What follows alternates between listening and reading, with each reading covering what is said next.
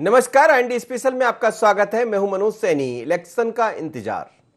अब आपको लग रहा होगा कौन सी इलेक्शन, क्या उपचुनाव की बात करें या नगरीय निकाय चुनाव की बात करें, तो हम बात कर रहे हैं नगरीय निकाय चुनाव की। लंबे समय से इंतजार चल रहा है और अब कोविड की दूसरी लहर के बाद हर जगह से अनलॉक हुआ है सिस्टम पूरा, और जिस तरह से लॉकडाउन लगा हुआ था बाद में फिर चीजें में सुधार हुआ और अब हम देख रहे हैं कि अनलॉक है सारे जिले नगर। तो क्या अब नगर की सरकार की तरफ सरकार बढ़ेगी? क्योंकि इंतजार दोनों का है, भारतीय जनता पार्टी और कांग्रेस को। कोरोना की वजह से लगातार चुनाव टल रहे थे, लेकिन एक बार फिर नगरीय निकाय चुनाव की चर्चा चली है कि आखिर चुनाव होंगे कब और कितना इंतजार करना पड़ेगा, कैसी होगी चुनाव प्रणाली, कैसे होंगे चुनाव। कांग्रेस से लेकर बीजेपी तक सबको इस समय इंतजार है। हाई कोर्ट से सुप्रीम कोर्ट तक चल रहा है मामला। हाई कोर्ट ने इस पर स्टे दिया था, उसके बाद फिर मामला सुप्रीम कोर्ट ले जाने की तरफ सरकार बढ़ी है। लेकिन सरकार का कहना है कि जैसे ही सुप्रीम कोर्ट से निर्णय कुछ आता है हम चुनाव की तरफ बढ़ जाएंगे। अब सवाल ये कि आखिर कब। राजनीतिक दल भी इसकी तैयारी में लगे रहने की बात कर रहे हैं, जैसा हम कह रहे हैं आज से। और निर्वाचन आयोग से भी कांग्रेस नेता दिग्विजय सिंह ने कुछ दिन पहले मुलाकात की थी। कुछ कांग्रेस की तरफ से कहना रहा है कि बैलेट पेपर से चुनाव लड़ाया जाए, और दूसरी तरफ वर्तमान सरकार का यह कहना है कि ईवीएम से चुनाव होते रहे। तो ऐसी कई तरह की बातें हैं, इसमें ज्ञापन भी सौंपे जा रहे हैं। और 16 नगर निगम, 99 नगर पालिका, 292 नगर परिषद और 16 नगर निगमों में महापौर पद के लिए चुनाव होना है। तो चलिए सुनते हैं और समझते हैं आखिर क्या कहा मध्य प्रदेश के नगरीय विकास मंत्री भूपेंद्र सिंह ने। सुन लीजिए, और फिर कांग्रेस का क्या कहना है ये भी हम आपको सुन।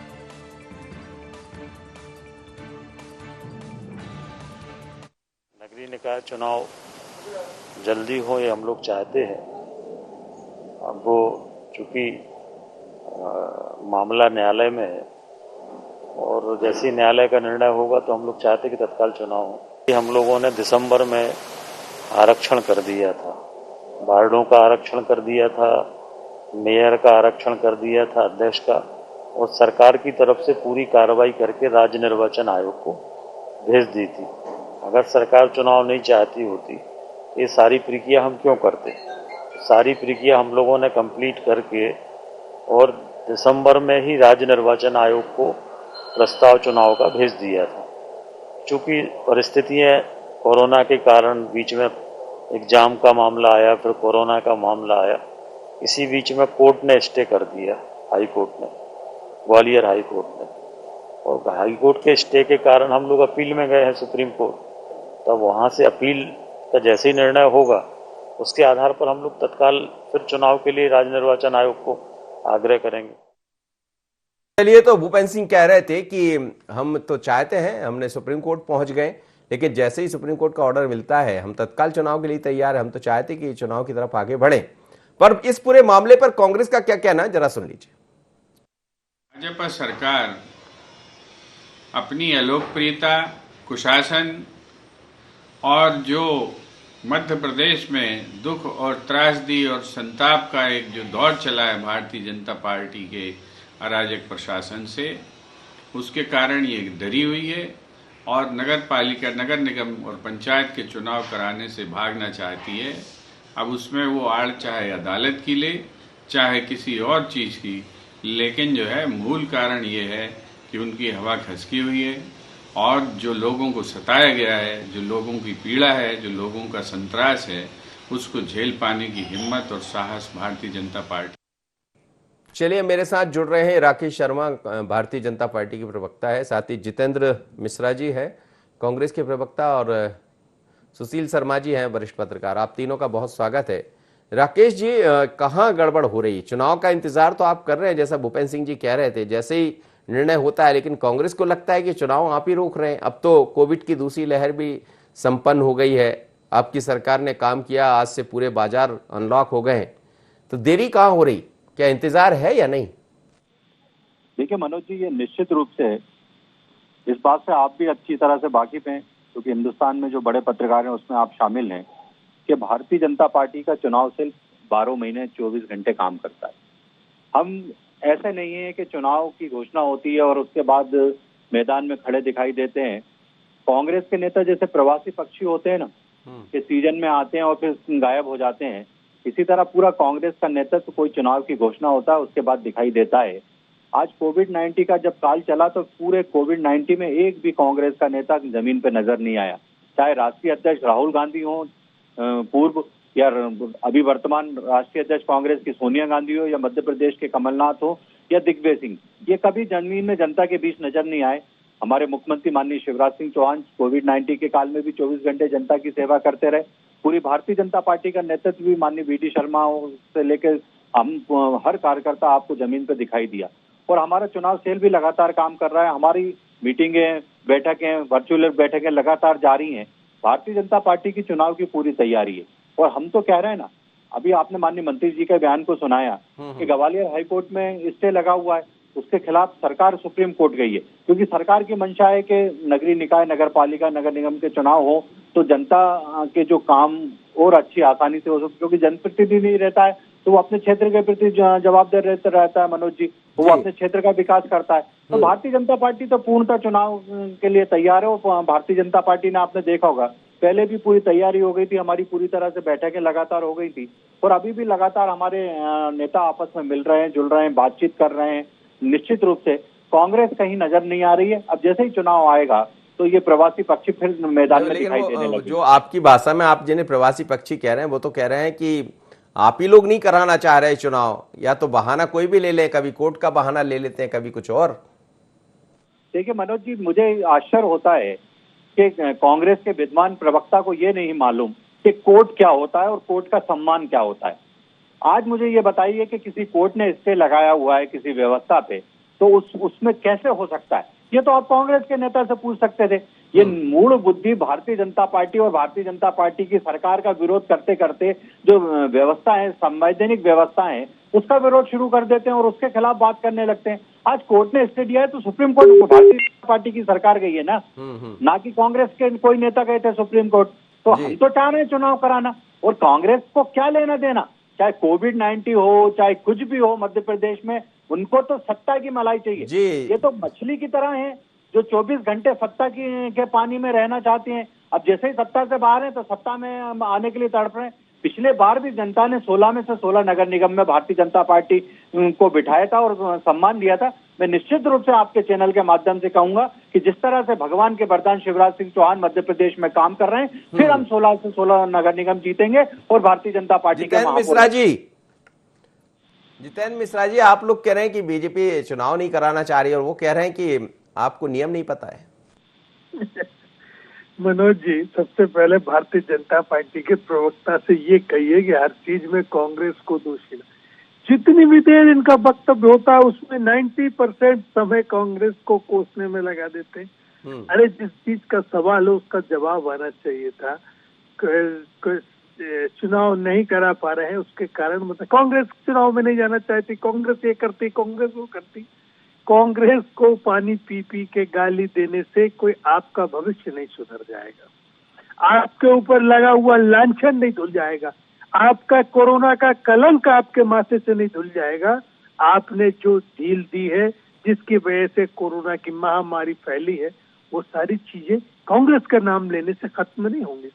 आपको स्वीकार करना पड़ेगा कि कहीं ना कहीं सरकार चुनावों में ढील देती रही, चुनावों को किसी न किसी बहाने से टालती रही। देखिए, गवर्नमेंट के काम करने का तरीका मनोज जी आप बहुत अच्छे से समझते हैं। एक भी जगह से सिरा छोड़ दिया तो इससे हो जाता है, ये इन्हें मालूम है। ये बहुत कलाकार लोग हैं जो राजनीति आज भारतीय जनता पार्टी की सरकार में कर रहे हैं। इन्हें अच्छी तरह मालूम है कैसे चुनावों को टाला जा सकता है। क्योंकि आप देखिए, पंजाब चुनाव में भारतीय जनता पार्टी का क्या हश्र हुआ आपने देखा। उत्तर प्रदेश में प्रधानमंत्री मोदी तक हिल गए पंचायत स्थानीय निकाय के चुनावों के परिणामों को देख करके, और मोदी को लेकर के जो आपके गलियारे में चल रहा है वो सारा का सारा परिणाम पंचायत चुनाव और स्थानीय चुनाव को लेकर। इसी बीच में तो वो जितिन प्रसाद को उठा के ले आए वहां से, हालांकि वो मुद्दा अलग हो जाएगा। मनोज जी, कहीं कोई भारतीय जनता पार्टी को स्वीकार करने को तैयार नहीं है, इसीलिए ये चुनाव टाले जा रहे हैं ताकि माहौल बने। एक किसान आंदोलन, दूसरा कोरोना की महामारी में विफलता, ये सरकार को चिंतित कर रही है, इसलिए चुनाव टाले जा रहे हैं। बाकी जानकारी आपको सुशील जी अच्छे से देंगे। चलिए सुशील जी, क्या लग रहा है आपको, क्यों बार बार चुनाव टल रहा है? अब ये तो बहुत स्पष्ट है कि मामला हाई कोर्ट गया, हाई कोर्ट के बाद जैसा भूपेंद्र सिंह जी बता रहे थे वो सुप्रीम कोर्ट चले गए। लेकिन यदि हम देखें धरातल पर स्थितियां क्या है, क्या भारतीय जनता पार्टी अभी चाहती कि चुनाव हो जाए? देखिए मनोज जी, इस वक्त तो बहुत असामान्य परिस्थितियां और सरकार के हिसाब से तो विकट परिस्थितियां, ऐसे में कोई भी सरकार चुनाव कराने का रिस्क नहीं लेगी। लेकिन सवाल ये उठता है कि वर्तमान में क्या चुनाव की प्रक्रिया सरकार के हाथ में है? तो मुझे लगता है कि सरकार के हाथ में नहीं है। और आपको ध्यान होगा कि आरक्षण होने के बाद चुनाव की तैयारी जो राज्य निर्वाचन आयोग ने कर दी थी, उसके बाद अतिरिक्त मुख्य सचिव का एक पत्र गया था जिसमें यह आग्रह किया गया था कि चुनाव बढ़ाए जाएं, चुनाव कराने की परिस्थितियां नहीं है। अब मुझे ध्यान नहीं आ रहा, लेकिन ये पत्र के बाद राज्य निर्वाचन आयोग ने चुनाव न कराने का फैसला लिया था, आगे बढ़ाने का फैसला लिया था। जहां तक अगर मैं गलत नहीं हूं तो ग्वालियर में जो स्टे मिला है वो आरक्षण को लेकर मिला है। बिल्कुल सही है। तो सवाल ये उठता है कि एक सरकार इतना बड़ा आरक्षण का वो कर रही है, आरक्षण कर रही है सीटों का, और एक केवीट दायर नहीं की गई। मालूम था कि ऐसा होगा तो केवीट दायर की जाती तो सरकार का पक्ष सुना जाता। ग्वालियर में वही हुआ, सरकार का पक्ष, सरकार को मौका नहीं मिला पक्ष रखने का, जो भी कह लें। उसके बाद वहां स्टे मिल गया, सरकार को एक बहुत बड़ा बहाना मिल गया चुनाव टालने का। अब देखिए आप, हाई कोर्ट में भी अर्जेंट हियरिंग की बात नहीं की जा रही। ठीक है, तीसरी लहर दूसरी लहर चल रही थी, स्थितियां ठीक नहीं है और अभी भी स्थितियां ठीक नहीं है।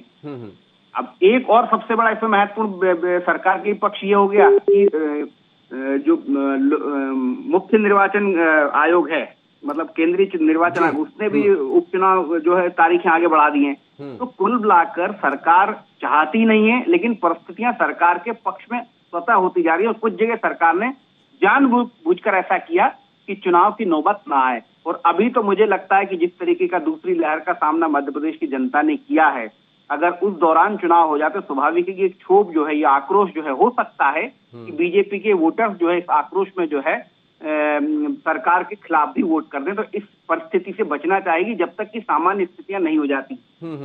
बीच में चर्चा तो ये भी चल रही थी कि अब सरकार भी नहीं चाह रही, सरकार चाह रही कि महापौर या जो अध्यक्ष के चुनाव अप्रत्यक्ष तौर पर हो जाए, ऐसी एक चर्चा आई थी बीच में, आपने सुना होगा। नहीं देखिए, ये अप्रत्यक्ष रूप से चुनाव कराने का मामला जो है कांग्रेस सरकार के समय था। तो देखिए, मैं पहली बात यह है कि 16 नगर निगमों में पिछली बार बीजेपी ने सुपड़ा साफ किया था कांग्रेस का। अब चूंकि अगर दोबारा उपचुनाव होंगे तो महापौरों के कामकाज की समीक्षा होगी, उस कामकाज के आधार पर वोट मिलेगा। तो हो सकता है कि कुछ नगर निगमों बीजेपी के महापौर के खिलाफ वोट जाए। तो ये दूसरा रास्ता है, अप्रत्यक्ष रूप से जब होगा तो स्वाभाविक है कि आप बीजेपी ने उसका विरोध किया। बीजेपी जैसे ही आई उसने कह दिया प्रत्यक्ष तौर पर होंगे। अब बाद वो विरोध किया, लेकिन अभी शायद यही चर्चा चल रही है, फिर से उसी पर बात चल रही है।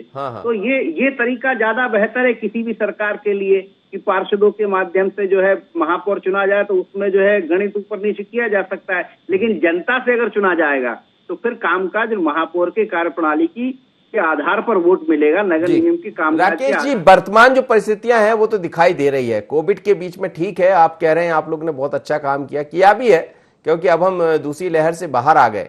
लेकिन कुछ जगह जब सरकार होती है तो स्वाभाविक तौर पर एंटी इनकम्बेंसी दिखाई देती है। विरोध कोई भी सरकार, आपकी होती है या किसी और की होती, जब ऐसी महामारी आती है तो फिर सवाल तो सरकार पर ही खड़े होते हैं। तो क्या ये डर भी है थोड़ा बहुत अंदर? देखिए मनोज जी, पूरे देश की परिस्थिति आज हर व्यक्ति को मालूम है।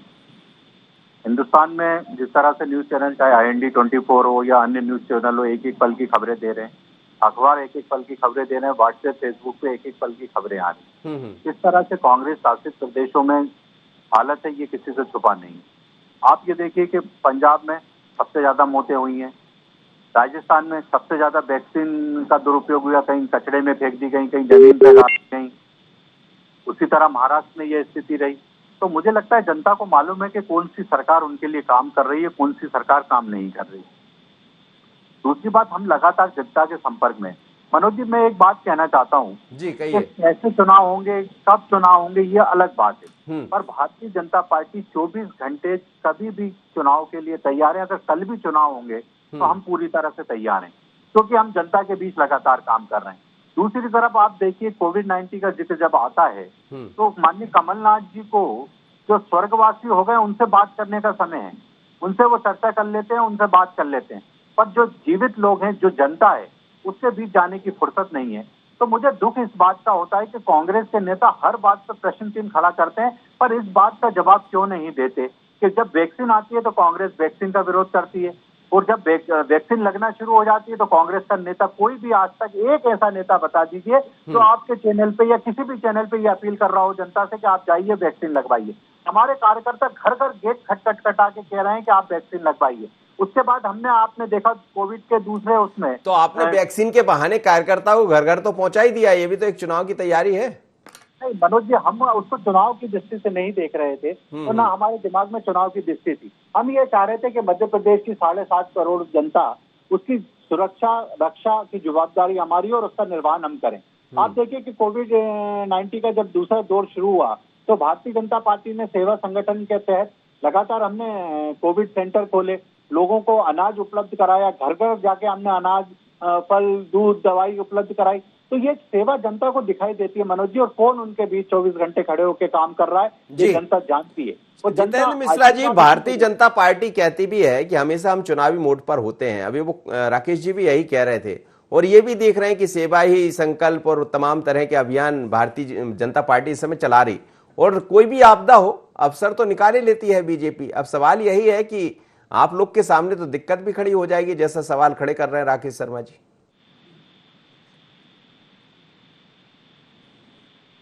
जितेंद्र जी, मेरी आवाज सुन पा रहे हैं? जितेंद्र मिश्रा जी को मेरी आवाज नहीं पहुंच रही। सुशील शर्मा जी मेरे साथ जुड़े। सुशील जी, आप सुन रहे थे राकेश शर्मा जी को, वो कह रहे हैं कि हम तो हर समय चुनावी मोड पर होते हैं, इसमें कोई दो मत नहीं है, बीजेपी चुनावी मोड पर होती है, लेकिन इस समय तो जनता ने अपना मूड ही बदला हुआ है। नहीं, वही तो बात है मनोज जी। देखिए, दमोह उपचुनाव के पहले परिस्थितियां अलग थी, दमोह उपचुनाव के रिजल्ट के बाद परिस्थितियां अलग हैं, और कोरोना की दूसरी लहर में जिस तरीके की त्रासदी मध्य प्रदेश में भोगी है, उसके बाद से परिस्थितियां अलग है। आज हो सकता है कि मतदाताओं के मन में आक्रोश हो, रोष हो, सरकार की अव्यवस्था को लेकर भी रोष हो सकता है। ठीक है, सरकार ने बाद में प्रयास किए, स्थितियां सुधरी भी, लेकिन शुरुआत में तो यही महसूस हुआ ना कि सरकार बहुत बेहतर तरीके से कोरोना की दूसरी लहर को जो है टैकल नहीं कर पाई जी। संगठन दूसरे सेवा के अभियान के सेवा के माध्यम से जरूर जो है उस पर मलहम लगाने की कोशिश करता, लेकिन क्या ये मरहम इतना काम करेगी कि मतदाता जो है स्थिर मन से निश्चिंत होकर जो है वोट कर सके और सरकार की उन नाकामियों के पक्ष में भी वोट करे? तो ये एक बड़ा सवाल है। इसी से भाजपा थोड़ी सी डरी है। ये तो अभी सुप्रीम कोर्ट में सरकार चाहे तो अर्जेंट हियरिंग करा सकती है और कह सकती है, लेकिन वो सरकार भी इस बात को समझती है कि परिस्थितियां असामान्य हैं। भाजपा का वोटर ही भाजपा के पक्ष में रहेगा नहीं रहेगा इसकी कोई गारंटी नहीं है। तो ये इस समय जो है, और सबसे महत्वपूर्ण बात है कि अगर मान लीजिए चुनाव की डंका बज भी जाता है और तीसरी लहर आ जाती है तो एक बार फिर से जो है सरकार के ऊपर ही ठीकरा फूटेगा कि इतनी जल्दी चुनाव कराने की जरूरत क्या थी। तो सरकार को दोनों तरफ से उलझी हुई है। बेहतर यही कि कोर्ट के आधार पर मामले को टाला जा सके जितना टाला जा सकता है। जी राकेश शर्मा जी, ऐसा ही कुछ है क्या? राकेश जी, चलिए हम लौटेंगे, दोनों मेहमानों से जुड़ेंगे और बात करेंगे, लेकिन मध्य प्रदेश में एक बार फिर चलिए जितेंद्र मिश्रा जी, मेरी आवाज सुन रहे? हाँ बिल्कुल। जी जी, राकेश जी को आप सुन पा रहे थे? नहीं जी सुना मैंने, पूरा सुना। जवाब दे दीजिए। देखिए, राकेश जी के पास कोई तर्क नहीं है। राकेश जी का काम है कांग्रेस को कोसना और भारतीय जनता पार्टी की सरकार की पीठ थपथपाना। कारण हो ना हो उससे कोई फर्क नहीं पड़ता।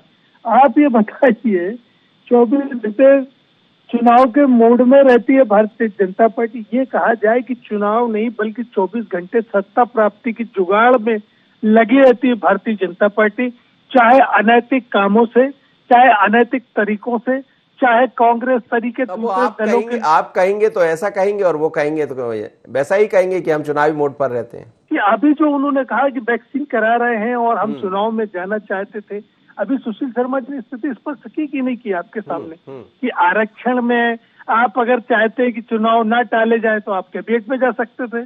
कैबिनेट दायर नहीं की क्योंकि आपके मन में जो गलत उद्देश्य था, आपको सरकार को चुनाव टालने के बहाने के कोर्ट का बहाना चाहिए था, वो मिल गया। तो ये सब चीजें आज के दौर में जनता, मनोज जी, सब समझती है। आपने कोरोना में क्या कालाबाजारी कराई अपने कार्यकर्ताओं के माध्यम से, रेमडेसिविर की कालाबाजारी में जो पकड़ा जा रहा था भारतीय जनता पार्टी का कार्यकर्ता था। आज उन मरीजों के परिजनों से पूछिए जिनकी मौत हुई ऑक्सीजन के अभाव में, वो क्या वोट दे देंगे आपको? रेमडेसिविर के लिए उन्होंने अपने गहने बेचे हैं, वो आपको इंतजार कर रहे हैं। आप आइए तो चुनाव की घोषणा करने के बाद उन्हें मालूम है कि मध्य प्रदेश में ऑक्सीजन नहीं थी। कमलनाथ जी से बात की मुख्यमंत्री ने, आपने भी दिखाया आपके चैनल पे कि हमको ऑक्सीजन की व्यवस्था कराइए। उन्होंने ऑक्सीजन की व्यवस्था महाराष्ट्र से कराई। टैंकर नहीं थे इनके पास धोने के लिए, परिवहन के लिए, टैंकर की व्यवस्था कोल माइन से कराई। जब जाकर के इनके पास आए तो इनके पास हॉस्पिटल में खाली कराने के लिए टैंक नहीं थे। ये क्या जनता समझती नहीं है? 2021 का दौर है, ये 1947 के लोग नहीं है, ये 21 के लोग हैं। एक एक पल पल की खबर दोनों दलों की सब रखते हैं। उन्हें मालूम है कि किस तरीके की पीड़ा नहीं, लेकिन आपके अंदर भी तो तमाम तरह की पीड़ाएं है। आज सुनाई दे रहा है कि नूरी खान अपनी बात में लगी, हालांकि बहुत मैं उनकी बात भी नहीं करना चाह रहा था, लेकिन अजय सिंह अपनी बात कर रहे हैं। ऐसे में चुनाव हो भी जाए तो आपके सामने भी वही मुश्किलें हैं। नहीं, देखिए उससे ज्यादा नरोत्तम जी की पीड़ा है। हाँ। उससे ज्यादा प्रभात झा विस्फोट कर रहे हैं। जो बोला था उन्होंने कि मैं अध्यक्ष हूँ भारतीय जनता पार्टी का, मुझे नहीं मालूम भारतीय जनता पार्टी के अंदर पोखरण हो गया। उससे ज्यादा चिंता कैलाश विजयवर्गीय की है, जो एक फाइल नहीं चलवा सकते, एक नोट शीट पे काम नहीं होता उनकी, उसकी भी तो चिंता करी जाए। मनोज जी, सरकार में बैठे लोग हैं और अंदर खाने दो कर रहे हैं। नरोत्तम जी कब से परेशान है? जवाब दीजिएगा, कैबिनेट भी लगा सकते थे आप कह रहे हैं, यदि आपको चुनाव कराना होता तो। देखिए, भारतीय जनता पार्टी की सरकार हाईकोर्ट गई है और कांग्रेस पार्टी के नेता लगातार व्हाट्सएप और फेसबुक पे ज्ञान बांट रहे हैं। मुझे बड़ा अच्छा लगता है जब कांग्रेस के विद्वान साथी कांग्रेस पार्टी को छोड़ भारतीय जनता पार्टी की बात करते हैं, क्योंकि मुझे लगता है कि किसी दिन भी कौन सा कांग्रेस का नेता भाजपा में आ जाएगा, इसलिए भारतीय जनता पार्टी की बात ज्यादा करते हैं। द्वार खोलकर रखें कि आ जाइए। देखिए, हम तो कह रहे हैं ना, हम तो हमारे सेवा का जो द्वार है, जनता की सेवा, अगर आप में है कि आप जनता की सेवा करना चाहते हैं तो आइए ना भारतीय जनता पार्टी में, आपका स्वागत है और करिए भारतीय जनता पार्टी की सेवा।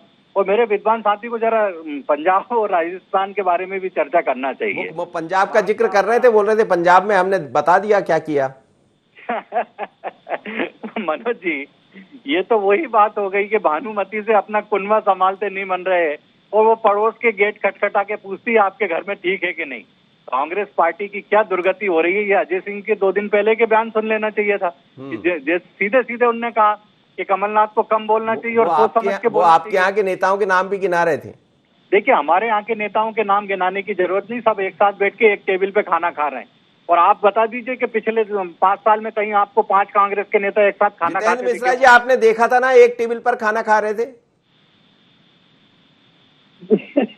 यही तो भारतीय जनता पार्टी की खूबसूरती है साहब, कि बाहर खाना खाते हैं और अंदर खाना उंगली से खाना निकालने का प्रयास करते। देखिए, कोई मुझे आरोप लगाने का शौक नहीं मनोज जी, लेकिन आप ये देखिए कि कैलाश विजयवर्गीय लगातार अपनी पीड़ा प्रदर्शित करते रहे ट्वीट के माध्यम से। आपने देखा था ये कोरोना काल में भी उनके ट्वीट आए थे कि मध्य प्रदेश में अस्पताल नहीं है, ऑक्सीजन नहीं है, रेमडेसिविर नहीं है, इस मध्य प्रदेश का भगवान मालिक है। क्या संदेश देता है? खाना खाने से थोड़ी सब चीजें सही हो जाती है।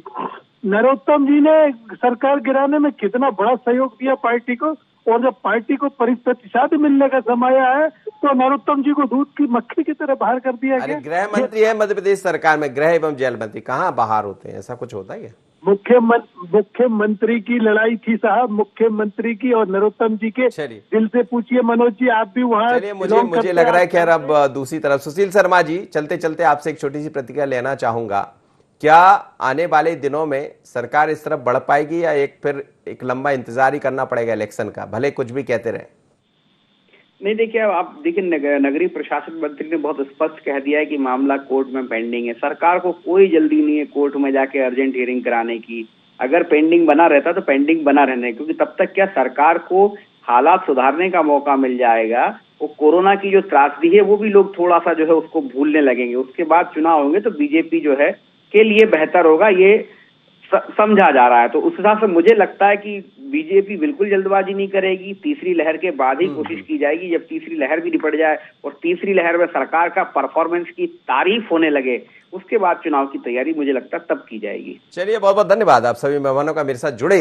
लेकिन मध्य प्रदेश में एक बार फिर नगरीय निकाय चुनाव को लेकर चर्चा है और चर्चा में सब अपनी अपनी बातें रख रहे हैं। भारतीय जनता पार्टी की सरकार है और सरकार का कहना है कि मामला कोर्ट में है, जैसे ही सुप्रीम कोर्ट का आदेश होगा, हम तो जाना चाह रहे हैं सुप्रीम कोर्ट, वहां से कुछ फैसला होता है तो चुनाव के लिए हम तैयार हो जाएंगे।